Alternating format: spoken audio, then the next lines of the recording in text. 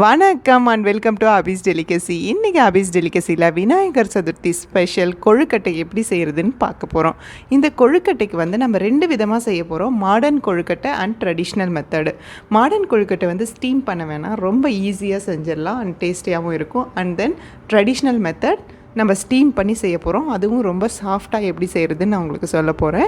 So வாங்க 2 கொழுக்கட்டையும் எப்படி செய்கிறதுன்னு பார்க்கலாம். ஃபஸ்ட்டு நம்ம மாடர்ன் கொழுக்கட்டை செய்ய ஸ்டார்ட் பண்ணிடலாம். ஸோ ஃபஸ்ட்டு நம்ம பன்னீர் மோதக் எப்படி செய்கிறதுன்னு பார்க்கலாம். ரொம்ப சாஃப்டாக டேஸ்டியாக இருக்கும், கலர்ஃபுல்லாக இருக்குல்ல பார்க்கவே. வாங்க எப்படி செய்கிறதுன்னு பார்க்கலாம். இதுக்கு 1 பவுல் பன்னீர் எடுத்திருக்கேன். இது நல்லா மிக்சியில் போட்டு பேஸ்ட் பண்ணி அரைச்சி எடுத்துக்கலாம். வேறு எதுவும் ஆட் பண்ண தேவையில்லை, அப்படியே அரைச்சிங்கன்னா நல்லா பேஸ்ட் ஆகிடும். இந்த பேஸ்ட்டை எடுத்துகிட்டு நீங்கள் ஒரு கடாயில் ஆட் பண்ணிவிட்டு இதில் வந்து 4 டேபிள் ஸ்பூன் வந்து கண்டென்ஸ் மில்க் ஆட் பண்ணிக்கோங்க. இது நான் வீட்லேயே செஞ்ச கண்டென்ஸ் மில்க் ஆட் பண்ணிக்கிட்டேன். ஸ்வீட்னஸ் கரெக்டாக இருக்கும் நீங்கள் 4 டேபிள் ஸ்பூன் ஆட் பண்ணிங்கன்னா. இது வந்து நல்லா கிண்டிகிட்டே இருக்கணும், மீடியம் ஃப்ளேமில் வச்சு கிண்டிகிட்டே இருங்க. ஏன்னா இது வந்து ஹையில் வைக்கும்போது தீஞ்சிரும் மில்க் இல்லையா. ஸோ அதனால் மீடியம்லேயே வச்சு நல்லா இது வந்து கை எடுக்காமல் கிண்டிகிட்டே இருக்கணும். இது வந்து பேனில் ஒட்டாமல் வரும், அந்த பதம் வர வரலும் இது வந்து நல்லா கிண்டிகிட்டே இருக்கணும். ஒரு 10 மினிட்ஸில் ரெடி ஆகிடும். பட் ரொம்ப டேஸ்டியாக இருக்கும். இந்த விநாயகர் சதுர்த்திக்கு விநாயகருக்கு இந்த மாதிரி கொழுக்கட்டைலாம் செஞ்சு பாருங்கள், ரொம்ப நல்லாயிருக்கும். இது ஸ்டீம் பண்ண தேவையில்லை, எதுவும் பண்ண தேவையில்லை. 2 இன்க்ரீடியன்ட்ஸ் தான். 10 மினிட்ஸில் ரெடி ஆகிடும். இதுக்கு கலர் கொடுக்கறதுக்கு லைட்டாக பிங்க் கலர் நான் ஆட் பண்ணிக்கிட்டேன். இந்த பன்னீர் மோதக்குங்கிறதுனால அந்த லுக் கொடுக்கறதுக்காக நான் இந்த கலர் ஆட் பண்ணேன். ஸோ இதில் கொஞ்சம் ஏலக்காய் பொடி ஆட் பண்ணிக்கோங்க ஃப்ளேவருக்கு. உங்கள்கிட்ட ரோஸ் எசன்ஸ் இருந்துச்சுன்னா அது ஆட் பண்ணிக்கலாம், இன்னும் நல்லாயிருக்கும். இது பாருங்கள், இப்போ கடாயில் ஒட்டாமல் வருது. இந்த மாதிரி வர பதத்தில் இதை நீங்கள் ஆஃப் பண்ணிவிட்டு நல்லா கூல் பண்ணிங்கன்னா மோதக் செய்கிற அளவுக்கு இது வந்து கரெக்டாக இருக்கும். ரொம்ப நேரம் விட்டுட்டிங்கன்னா அது ஹார்ட் ஆயிரும், நல்லா இருக்காது. ஸோ இப்போ இதை ஆஃப் பண்ணிவிட்டு நல்லா கூல் பண்ண வச்சிடலாம். இது நல்லா கூலானதுக்கப்புறம் வந்து ஒரு கொழுக்கட்டை அச்சில் வந்து இதை போட்டு நம்ம கொழுக்கட்டை செய்யலாம். இதுக்கு ஃபில்லிங் வந்து நான் வெறும் பிஸ்தா கொஞ்சம் பொடி பண்ணி ஆட் பண்ணியிருக்கேன். ஏன்னா இது ஸ்வீட்டாக இருக்கும் மேலேயும், அதனால் வெறும் பிஸ்தா பவுடர் மட்டும் ஆட் பண்ணி செஞ்சுருக்கேன். நீங்கள் வேறு என்ன நட்ஸ் வேணாலும் ஃபில்லிங் பண்ணிக்கலாம். ஸோ இந்த மாதிரி ஓப்பன் பண்ணிங்கன்னா சூப்பரான சாஃப்டான கலர்ஃபுல் பன்னீர் மோதக் ரெடி ஆகிடுச்சு. உங்ககிட்ட வந்து இந்த மாதிரி கொழுக்கட்டை அச்சு இல்லை அப்படின்னா கையிலேயே இந்த மாதிரி செஞ்சுக்கலாம். இந்த கொழுக்கட்டை ஷேப்பில் கையில் இது மாதிரி பண்ணிவிட்டு ஒரு டூத் பிக் வச்சுட்டு அந்த லைன் அச்சு வந்து வரைஞ்சிக்கலாம். நீங்கள் அழகாக இருக்கும். ஸோ நம்ம சூப்பரான பன்னீர் மோதக் ரெடி ஆகிடுச்சு. ஸோ அடுத்தது வந்து நம்ம செய்ய போகிறது மலாய் மோதக். இதுக்கு ஒரு பேனில் 1 டேபிள் ஸ்பூன் நெய் ஆட் பண்ணிவிட்டு 1 டேபிள் ஸ்பூன் மில்க் ஆட் பண்ணியிருக்கேன். 4 டேபிள் ஸ்பூன் வந்து மில்க் பவுடர் ஆட் பண்ணியிருக்கேன். இது நல்லா மிக்ஸ் பண்ணிவிட்டு இதில் வந்து சுகர் 3 டேபிள் ஸ்பூன் வந்து பவுடர் பண்ண சுகர் ஆட் பண்ணிக்கோங்க. இது நல்லா மிக்ஸ் பண்ணிவிட்டு நான் வந்து மில்கில் வந்து குங்குமப்பூ கலருக்காக போட்டு வச்சுருந்தேன், அதை ஆட் பண்ணிக்கோங்க. இதை ஆட் பண்ணிவிட்டு நல்லா இது வந்து கிண்டிகிட்டே இருக்கணும். இதுவும் அதே மாதிரி தான், கடாயிலேருந்து ஒட்டாமல் வரும் அந்த பதம் வரைக்கும் இதை வந்து நல்லா கிண்டிகிட்டே இருக்கணும். மீடியமில் வச்சு தான் இதையும் செய்யணும், ஹையில் வச்சிங்கன்னா தீஞ்சிடும். நான்ஸ்டிக் பேன் எடுத்து கூட நீங்கள் செய்யலாம். நான் மோஸ்ட்லி நான்ஸ்டிக் யூஸ் பண்ண மாட்டேன் ரொம்ப அதிகமாக. பாருங்கள், இந்த கன்சிஸ்டன்சி வந்ததுக்கப்புறம் இதை நீங்கள் ஆஃப் பண்ணிவிட்டு நல்லா கூல் பண்ணிங்கன்னா சூப்பராக மோதக் ரெடி ஆகிடும். இதுக்கு நான் பெரிய மோதக் அச்சு எடுத்திருக்கேன். இது கூலானதுக்கப்புறம் இதை வந்து இதில் ஆட் பண்ணிக்கலாம். உங்கள்கிட்ட மோதக் அச்சு இல்லைன்னா நான் ஃபஸ்ட்டு பன்னீர் மோதக்கு செஞ்சேன் இல்லையா, அதே மாதிரி நீங்கள் கையிலேயே செஞ்சுக்கலாம். இதுக்கு ஃபில்லிங் வந்து நான் காஃபி சாக்கோ மோதக் என் பொண்ணு பண்ணால லாஸ்ட் வீடியோவில் நான் அப்லோட் பண்ணியிருந்தேன் 2 மினிட்ஸ் மோதக். அதில் அந்த காஃபி சாக்கோ பண்ணியிருந்தால அது ரொம்ப டேஸ்டியாக இருந்தது. இந்த மலாய் மோதக்கு ஃபில்லிங் வந்து அதை வச்சா ரொம்ப காம்பினேஷன் நல்லாயிருக்குங்கிறதுனால அதை நான் வச்சுருக்கேன். உங்களுக்கு இந்த சாக்லேட் ஃபில்லிங் வந்து ரெசிபி வேணும்னா நீங்கள் அந்த வீடியோ நான் டேக் பண்ணுறேன், வாட்ச் பண்ணுங்கள். ஸோ இந்த மாதிரி இதை வந்து செஞ்சிடலாம். ஃபில் பண்ணிவிட்டு இதை ஓப்பன் பண்ணோம்னா அழகாக வந்து நமக்கு மலாய் மோதக் ரெடி ஆகிடும். ரொம்பவே டேஸ்டியாக இருக்கும் இந்த மோதக்கு. ரொம்ப டிஃப்ரெண்ட்டாக இருக்கும். இந்த விநாயகர் சதுர்த்திக்கு இது செஞ்சு பாருங்கள் வீட்டில். ரொம்ப ஹெல்த்தியானது கூட. பாருங்கள், சூப்பராக நம்ம மலாய் மோதக் ரெடி ஆகிடுச்சு. கலர்ஃபுல்லாக எல்லோ கலரில் இருக்குது, நேச்சுரல் கலர். இப்போ அடுத்தது நம்ம ரவா மோதக் செய்ய போகிறோம். இதுக்கு வந்து ஒரு கடாயில் 1 ஸ்பூன் நெய் ஆட் பண்ணிக்கோங்க. நெய் ஆட் பண்ணிவிட்டு 1 கப் வந்து ரவை எடுத்து ஆட் பண்ணிக்கோங்க. எந்த கப்பில் ரவை எடுக்கிறீங்களோ அதே கப்பில் 3 கப் வந்து பால் கொதிக்க வச்சுக்கோங்க பக்கத்தில். நான் பக்கத்துலேயே பால் வந்து சூடு பண்ண வச்சுட்டேன். இப்போ இந்த ரவையை நல்லா வறுத்துட்டு, ரவை வறுத்ததுக்கப்புறம் நல்லா கொதிக்க வச்சுருக்கிற பாலை வந்து நம்ம இதில் ஆட் பண்ண போகிறோம். ஸோ ரவை நல்லா வறுத்தாச்சு. இதை வந்து பால் இதில் கொஞ்சம் கொஞ்சமாக ஆட் பண்ணிக்கோங்க. இப்போ ரவை நல்லா வெந்ததுக்கப்புறம் நம்ம ஒரு 1/2 கப் சர்க்கரை இதில் ஆட் பண்ணிக்கலாம். சர்க்கரை உங்களுக்கு வேணுங்கிற அளவு ஆட் பண்ணிக்கோங்க.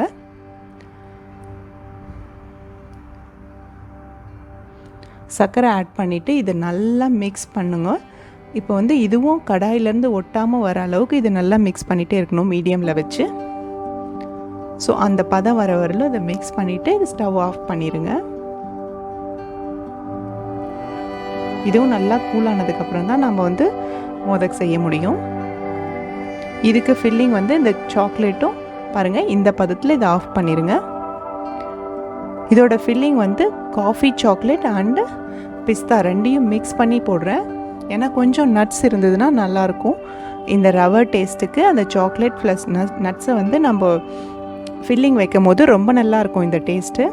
ஸோ அதுக்காக நான் இந்த மாதிரி ரெண்டையும் மிக்ஸ் பண்ணிக்கிட்டேன். காஃபி சாக்கோ இருந்ததையும் பிஸ்தாஷியோ நட்ஸையும் மிக்ஸ் பண்ணி ஒரு ஃபில்லிங் ரெடி பண்ணி வச்சுருக்கேன்.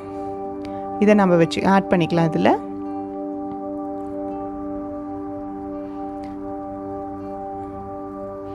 இதுவும் உங்கள்கிட்ட அச்சு இல்லைன்னா நீங்கள் கையிலேயே செஞ்சுக்கலாம்.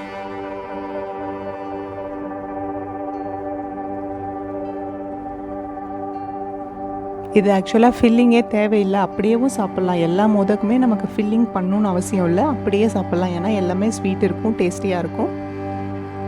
பாருங்கள், சூப்பரான ரவா மோதக் ரெடி ஆயிடுச்சு. ரொம்ப சாஃப்ட் அண்ட் டேஸ்டியாக இருக்கும். உங்கள் வீட்லேயும் செஞ்சு பாருங்கள். மாடர்ன் டைப் கொழுக்கட்டை 3 டைப்பும் நம்ம செஞ்சிட்டோம். இப்போ வந்து ட்ரெடிஷ்னல் மெத்தட் கொழுக்கட்டை ஸ்டீம் பண்ணி செய்கிறது. அரிசி மாவு வச்சு அதுக்கு உள்ள பூரணம் 3 டைப்ஸில் செய்ய போகிறோம். அந்த பூரணம் எப்படி செய்கிறதுன்னு பார்த்துட்டு அதுக்கப்புறம் நம்ம கொழுக்கட்டை செய்ய ஸ்டார்ட் பண்ணிடலாம். ஃபஸ்ட்டு டைப் ஆஃப் ஃபில்லிங் செஞ்சிடலாம். இதுக்கு வந்து நான் வேர்க்கடலை வறுத்து எடுத்திருக்கேன். அதுக்கப்புறம் பொட்டுக்கடலை, எள்ளும் நல்லா வறுத்து எடுத்திருக்கேன். இதை 3ஐயும் நல்லா பொடி பண்ணிக்க போகிறோம். இந்த மாதிரி மிக்ஸி ஜாரில் போட்டு நல்லா பொடி பண்ணிவிட்டு இதில் ஸ்வீட்னஸ்க்காக கொஞ்சம் நாட்டு சர்க்கரை ஆட் பண்ணிக்கிறேன். வெல்லம் எது வேணால் நீங்கள் ஆட் பண்ணிக்கலாம். நான் வந்து சர்க்கரை கொஞ்சம் கம்மியாக தான் ஆட் பண்ணியிருக்கேன். ஸ்வீட்னஸ் கம்மியாக தான் கொடுப்பேன் நான். அதனால் நீங்கள் சர்க்கரை நிறையா சாப்பிடுவீங்க அப்படின்னா நிறைய ஆட் பண்ணிக்கலாம். அதையும் நல்லா மிக்சியில் அரைச்சிட்டு இப்போ இது மாதிரி ஒரு பவுலில் ஆட் பண்ணிக்கோங்க. இதில் ஃப்ளேவருக்காக கொஞ்சம் நீங்கள் வந்து ஏலக்காய் பொடி ஆட் பண்ணிக்கோங்க. இது ஏலக்காய் பொடி ஆட் பண்ணிவிட்டு இதை நல்லா மிக்ஸ் பண்ணி வச்சிடலாம். ஒரு டைப் ஆஃப் ஃபில்லிங் வந்து ரெடி ஆயிடுச்சு. நம்ம இன்றைக்கி வந்து 3 டைப்ஸ் ஆஃப் ஃபில்லிங் பண்ண போகிறோம். ஸோ இதை மிக்ஸ் பண்ணி சைடில் வச்சிடலாம். ஸோ நெக்ஸ்ட் டைப் வந்து சுகர்லெஸ் பண்ண போகிறோம். ஸோ அதுக்கு நான் எல்லா நட்ஸும் என்னென்ன நட்ஸ் இருக்கோ உங்கள்கிட்ட அதை எடுத்துக்கலாம். அதுக்கப்புறம் டேட்ஸ் ஸ்வீட்னஸ்க்காக, ரெய்சின்ஸும் ஸ்வீட்னஸ்க்காக எடுத்துக்கேன். உலர்ந்த திராட்சை ஸ்வீட்னஸ்க்கு இது ரெண்டுமே சரியாக இருக்கும். இந்த மாதிரி நட்ஸ் எல்லாம் அரைச்சி நல்லா இந்த மாதிரி பவுடர் பண்ணிக்கலாம். இந்த ஒரு ஃபில்லிங் ரெடி ஆகிடுச்சு. அடுத்தது வந்து ஒரு கடாயில் கொஞ்சம் நெய் ஆட் பண்ணிவிட்டு துருவின தேங்காய் ஆட் பண்ணி நல்லா வறுத்துக்கோங்க. தேங்காய் வறுத்ததுக்கப்புறம் இதில் வந்து கொஞ்சம் ஸ்வீட்னஸ்க்காக நான் நாட்டு சக்கரை ஆட் பண்ணிக்கிறேன். வெல்லம் எது வேணால் பொடி பண்ணி வெல்லமும் ஆட் பண்ணிக்கலாம். நீங்கள் ஸ்வீட்னஸ்க்கு சர்க்கரை தான், ஒயிட் சுகர் தான் இருக்குன்னா நீங்கள் அதுவும் ஆட் பண்ணிக்கலாம். ஸோ இது நல்லா மிக்ஸ் பண்ணிவிட்டு இது திக்காகிற வரலும் இது நல்லா கிண்டிகிட்டே இருக்கணும். இதில் ஃப்ளேவருக்காக ஏலக்காய் பொடி கொஞ்சம் ஆட் பண்ணிக்கலாம். மீடியமில் வச்சு ஸ்டவ்வை செஞ்சுக்கோங்க. ஸோ இது நல்லா மிக்ஸ் பண்ணிவிட்டு நல்லா அந்த திக்கான கன்சிஸ்டன்சி ஃபில்லிங் உள்ளே வைக்கிற அளவுக்கு திக்காக இருக்கும் போது இதை ஆஃப் பண்ணிடுங்க. நான் வந்து சர்க்கரை கம்மியாக ஆட் பண்ணதுனால எனக்கு நிறைய தண்ணி ஆகலை, சீக்கிரம் ரெடி ஆகிடுச்சு. ஸ்வீட்னஸ் வந்து இது கரெக்டாக இருக்கும், ரொம்ப அதிகமாக இல்லை நான் ஆட் பண்ணது. பாருங்கள் சூப்பராக ரெடி ஆகிடுச்சு. இப்போ வந்து நம்ம அரிசி மாவு ரெடி பண்ணிக்கலாம். 1 கப் அரிசி மாவு எடுத்திருக்கேன். அதுக்கு 1.25 கப் தண்ணி எடுத்து 1 டேபிள் ஸ்பூன் வந்து நெய் ஆட் பண்ணிவிட்டு கொஞ்சம் உப்பு ஆட் பண்ணிவிட்டு இதில் தண்ணியை நல்லா கொதிக்க வச்சு எடுத்துக்கலாம். இப்போ தண்ணி நல்லா கொதிச்சிருச்சு. இந்த தண்ணியை வந்து கொஞ்சம் கொஞ்சமாக ஆட் பண்ணி மாவு பிசைஞ்சுக்கோங்க.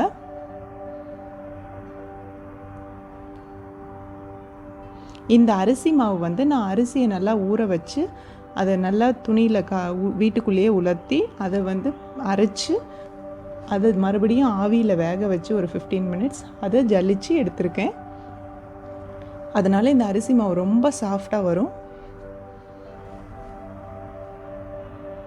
இதில் கொழுக்கட்டை செய்யும் போது கொழுக்கட்டை ஆறிடுச்சுனாலும் ரொம்ப சாஃப்டாக இருக்கும். நம்ம வீட்லேயே செய்கிற அரிசி மாவில் நீங்கள் வந்து கடையில் வாங்கணுன்னா இடியாப்ப மாவு, கொழுக்கட்டை மாவு அந்த மாதிரி கிடைக்கும் இல்லைங்களா, அது வாங்கிக்கலாம். இடியாப்பத்துக்கும் கொழுக்கட்டைக்கும் நமக்கு ஒரே மாதிரி பதத்தில் தான் மாவு இருக்கும். ஸோ அது வாங்கி செய்யலாம், நீங்கள் இதே மாதிரி செய்யலாம், நல்லா வரும். ஸோ தண்ணி எப்பவும் கொஞ்சம் கொஞ்சமாக ஆட் பண்ணிவிட்டு இது மாவு பிசைஞ்சிக்கோங்க. ரொம்ப ஊற்றிட்டிங்கன்னா அதுக்கப்புறம் சரியாக வராது. பாருங்கள் இந்த அளவுக்கு இருந்தால் போதும். ஸோ இப்போ இது நல்லா கூலானதுக்கப்புறம் இது வந்து ஒரு மோதக் அச்சில் இந்த மாதிரி போட்டுக்கலாம். மாவு வந்து சைடில் நல்லா ப்ரெஸ் பண்ணி விடுங்க. ரொம்ப நிறையா மாவு இருக்கக்கூடாது, அதனால நல்லா ப்ரெஸ் பண்ணி விட்டுக்கோங்க. லைட்டாக தண்ணியோ இல்லை எண்ணெயோ நீங்கள் டச் பண்ணி இந்த மாதிரி பண்ணிங்கன்னா நல்லா வரும். ஸோ இந்த மாதிரி செஞ்சுட்டு இதில் வந்து ஃபில்லிங் என்ன வேணுமோ அந்த ஃபில்லிங், நம்ம 3 டைப் ஆஃப் ஃபில்லிங் வச்சுருக்கோம். ஸோ ஒரு டைப் ஃபில்லிங்கும் இதில் ஆட் பண்ணி இந்த மாதிரி செஞ்சுக்கலாம். மாவு வந்து ஒவ்வொரு டைம் எடுக்கும் போது இதை க்ளோஸ் பண்ணி வச்சுருங்க, இல்லைனா காஞ்சிடும்.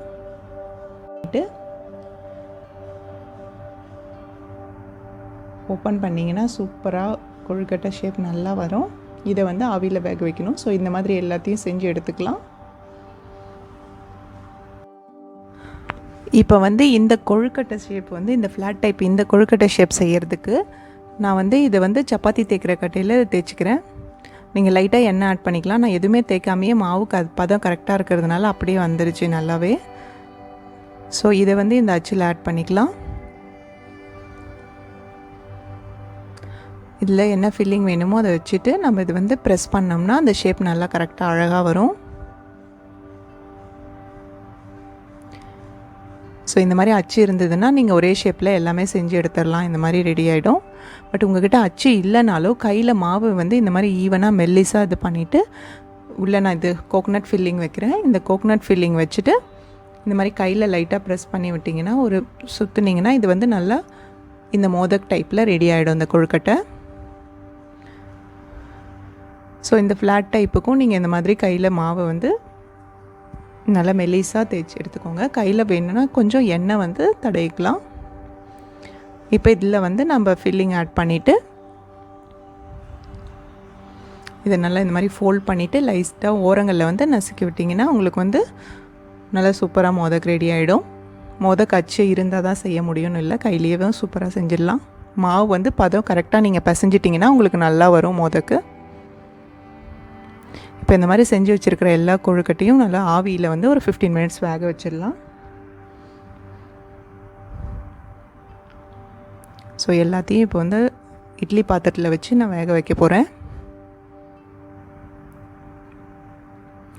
பாருங்கள் எல்லா மோதக்கும் நல்லா வெந்து ரெடி ஆகிடுச்சு. சூப்பரான சாஃப்டான கொழுக்கட்டை ரெடி ஆகிடுச்சு. 3 டைப் ஆஃப் ஃபில்லிங் வச்சு செஞ்சுருக்கோம். இப்போ நம்ம 2 வெரைட்டிலையும் கொழுக்கட்டை எப்படி செய்கிறதுன்னு பார்த்துட்டோம். இனி விநாயகர் சதுர்த்திக்கு விநாயகருக்கு வெரைட்டியாக கொழுக்கட்டை செய்யுங்க. கொஞ்சம் குவான்டிட்டியில் செஞ்சிங்கன்னா அது வந்து உங்களுக்கு நிறைய வெரைட்டிஸ் டிஃப்ரெண்ட் டேஸ்டஸ் கிடைச்ச மாதிரி இருக்கும்.